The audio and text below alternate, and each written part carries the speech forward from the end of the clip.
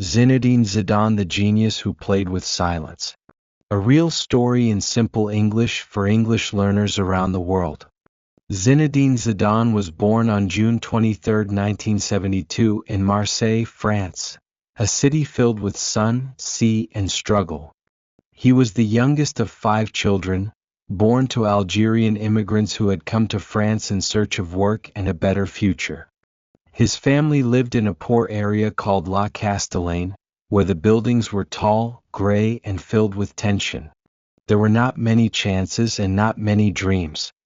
People often looked down on immigrant families. Many called them outsiders.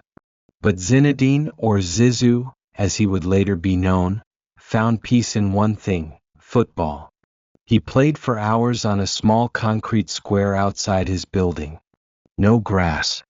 No goalposts. Just walls, noise, and a ball. He played barefoot sometimes.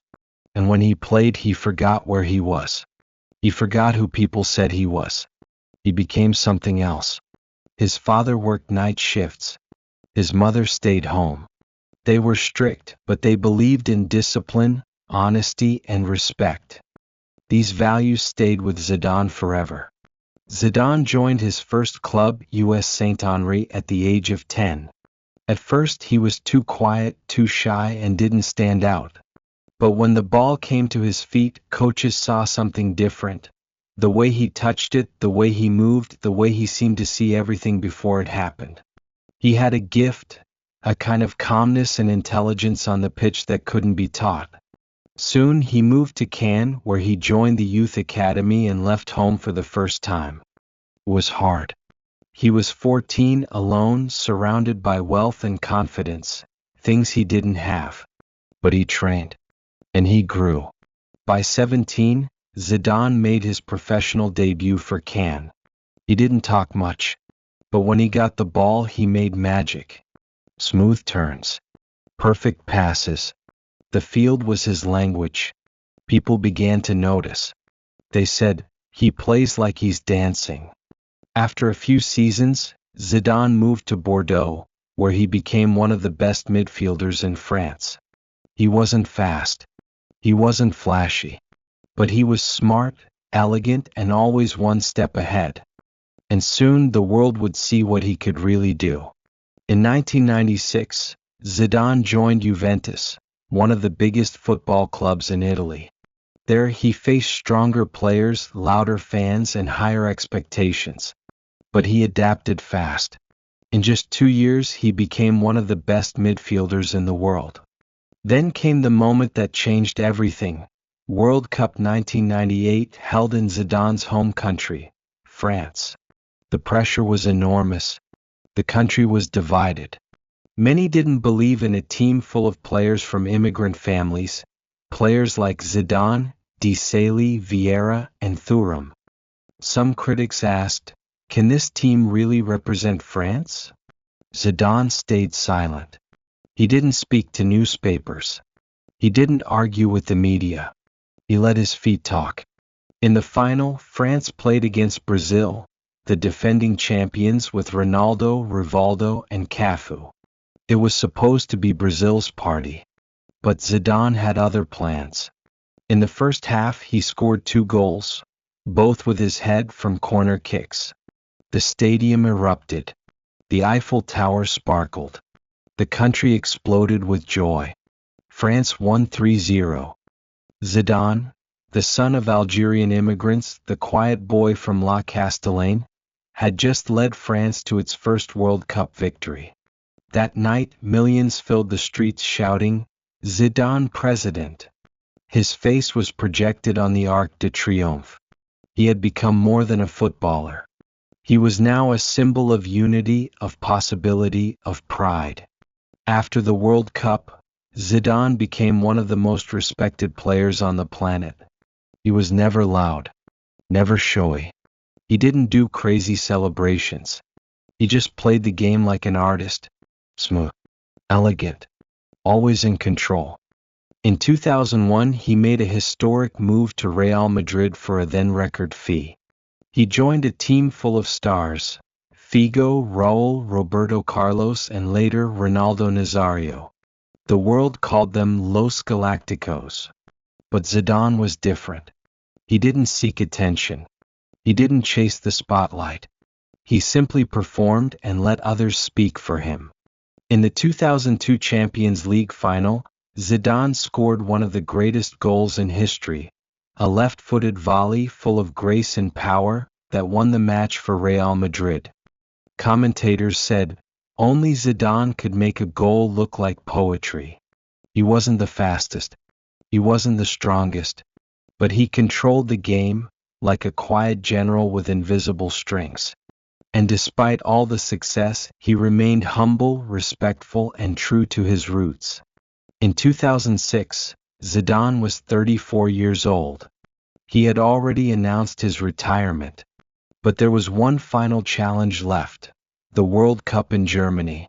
Many thought he was too old, too slow, past his prime. But Zidane wasn't done. Match after match, he showed the world why he was still a genius. He controlled the game like a conductor. He danced past defenders. He scored. He assisted. He made football look effortless. He led France to the final, once again against Italy. In the 7th minute, he scored from a penalty, a soft chip, called a Panenka in a World Cup final. Bull. Risky. Beautiful. The match was tight. Tense. And then, in the 110th minute of extra time, it happened. An Italian defender, Marco Materazzi, said something to Zidane. No one knows exactly what.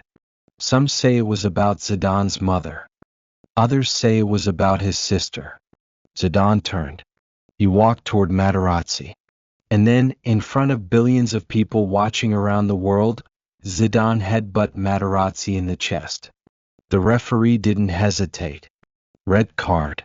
Zidane, the hero, the captain, the symbol, walked past the World Cup trophy and disappeared into the tunnel.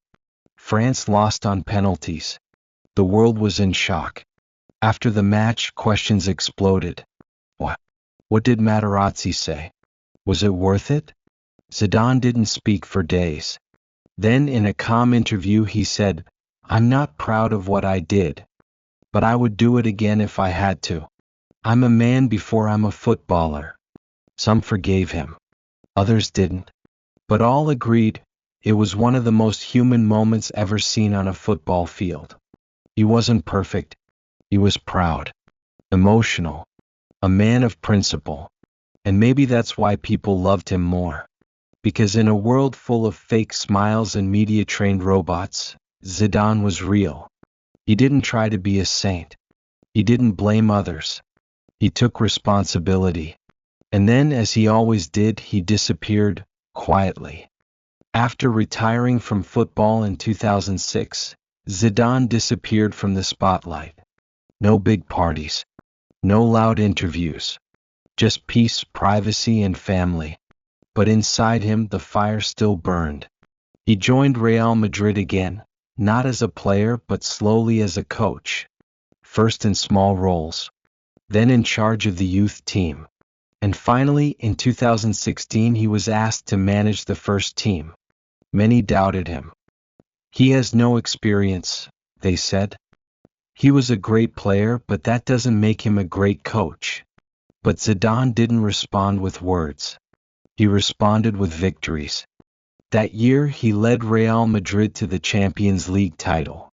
The next year, another Champions League. And then, a third one in a row. No manager in modern football had ever done that. The team played calm, confident, controlled, just like Zidane himself. He didn't yell from the sidelines. He didn't fight referees. He just stood quietly, hands in pockets, watching with those same calm eyes he once had as a player. He earned respect, not fear. And when asked how he managed to control the egos of stars like Ronaldo, Ramos, and Bale, he simply said, I treat them like people first, then players. Zidane had proved it again. You don't need noise to lead. Today, Zidane is still admired around the world, not just as one of the greatest footballers of all time, but as a man of dignity. He represents The immigrant dream, quiet strength, discipline over drama, class in the face of chaos. He once said, "You don't have to shout to be strong. Let your actions speak." From a boy playing in a concrete square in Marseille to the hero of a nation, to the man who walked away from glory after a moment of anger, to a coach who made history again, Zidane showed us that humility, silence, and excellence can live in one body. He never tried to be perfect. And maybe that's what made him legendary. Zinedine Zidane's story is not just about football. It's about rising with talent, falling with pride, returning with grace, leading with wisdom. Listen again to feel the quiet power of Zidane's life. In the comments, what moment from Zidane's journey inspired you the most? Like, share, and subscribe for more inspiring life stories, told in simple English.